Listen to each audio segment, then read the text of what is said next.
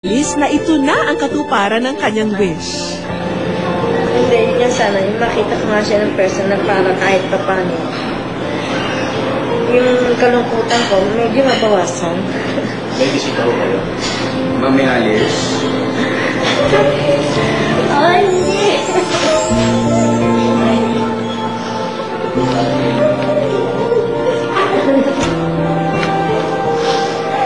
Mami.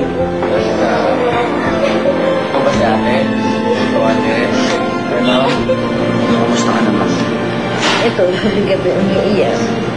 Huwag masyado. Ito naman ka naman isip kasi baka mamaya kasamahan ka siya. Maraming salamat. Binigyan niya kami na tayo para makita ko na gusto na. Alam mo kung mahirap yung dinadaanan mo. Mababasa sa mga mata ni Mami Alice ang labis na kaligayahan. Yung kahit pa paano, ilang buwan ko na hindi nakikita yung anak ko. Nung makita kita, kahit pa paano talagang nabawasan yung lungkot ko. Ipapasalamat din ako sa inyo, Mami, at ako yung gusto niyo makita, di ba? Para buwasan niyo sa loob niyo. Yung smile mo, Ayun o. lalo na yung pagka yung funny face na gano'n, gano'n. Tapos pag umingiti kami parehas, yung taas lang ng ngipin niya nakikita. Kaya sabi ko nga, talaga kamukha mo talaga si Mark. Mahaba lang muna sa akin. May hinanda rin si Mark na regalo. Pagtabi niyo kami dalawa ni Lester para kunyari kambal niyo kami. Ha? Sabi ko kasi naalala ko yung anak ko si Nestle, laging mama ng mama. Pwede.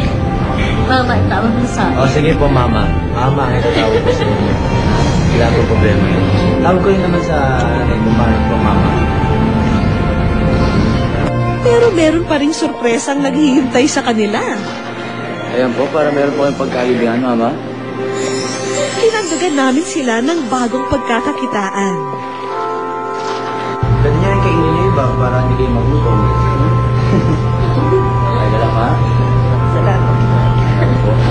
Ay, Ay, si Lester sa ganyan. Dahil, naku, parehas kami. Ano mo ang kinakain? Kasi ako hindi ako makain gulay eh. Ay, bakit kayo? Hindi ako makain ng gulay. Pagka naipon namin yung mga namin, bibili ulit kami ng panibago, recycle na yun. Simulan niyo na yung business niyo ng ganito, ha? Sa puntong ito, bahagya na raw nabunot ang tinik ng pangungulila ni Mami Alice. Mama Alice, huwag na po kayong malungkot at mawalan ng pag-asa. Ituring niyo na rin po akong anak. Ingat po kayo lagi and God bless. Love you, Mama. Mark.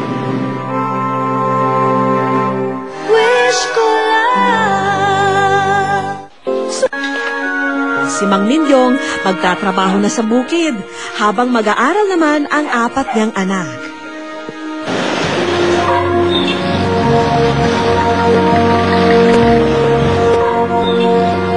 Pero ang kakaiba, pati ang ilaw ng tahanan na si Aling Silvia, papasok din sa eskwela.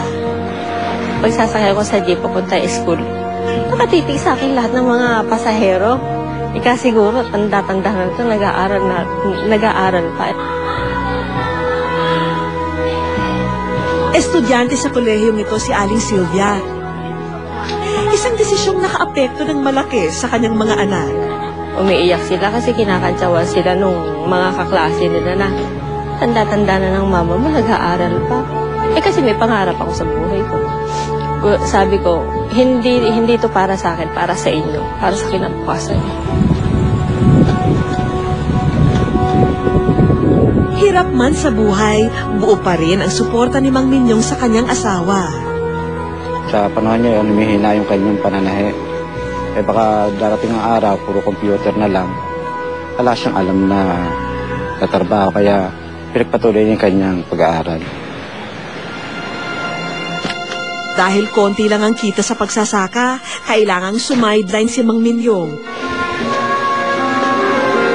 Minsan, minamaneho niya ang tiyadeng na ito.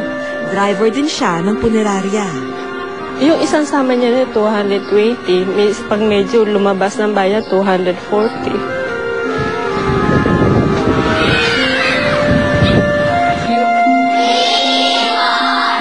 apat na anak ang pinag-aaral niya ngayon. Ang bunsong si Charmaine at ang pangatlo na si Christy ay kapwa na sa elementary. Second year at first year high school naman ang kanilang kuya Christian at ate Charlene. Kasi sa baon lang ng mga bata, kailangan lagi ako maghahanda ng... Kasi yung panganay, 30 pesos. Yung pangalawa, 30 pesos. Tapos yung elementary, tig 10 piso lang sila, di 80 pesos yun. Parang ang hirap.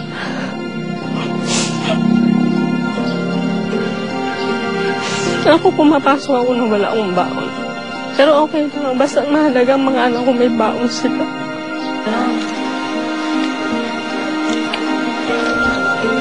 Tulad nila, pinagbubuti rin ni Aling Sylvia ang pag-aaral sa kursong education. Gusto ko po maging nasa kasi mama maging teacher. Siyempre, gusto rin nila makatapos. Hindi ko alam kung hanggang saan ko sila mapagkatapos. Pagkatapos nga lang ng klase, mahaba-haba pa ang araw ni Aling Sylvia. Kailangan pa niyang kumayod para sa dagdag kita. Tatlo po kami, si Ate Tess, Tita Vicky, ang aming amo. Hindi po kami tumatanggap ng buo. Ito ay embroidery, hindi po kami sewer. Mahirap po kasing gumawa sa sariling bahay. Marami ko nakikita ang trabahong dapat kong tapusin. O di, sa halip naman nahi ako, magluluto, may linisin, gano'n. Kaya hindi ko na naasikaso talaga manahi sa bahay. Mahina po talaga ang kita namin, ang tahi namin. Sa loob ng 3 araw, siguro wala pa 200 yung kikitain ko. Isang katrabaho ni Aling Sylvia ang nagparating sa amin ng kwento ng ina.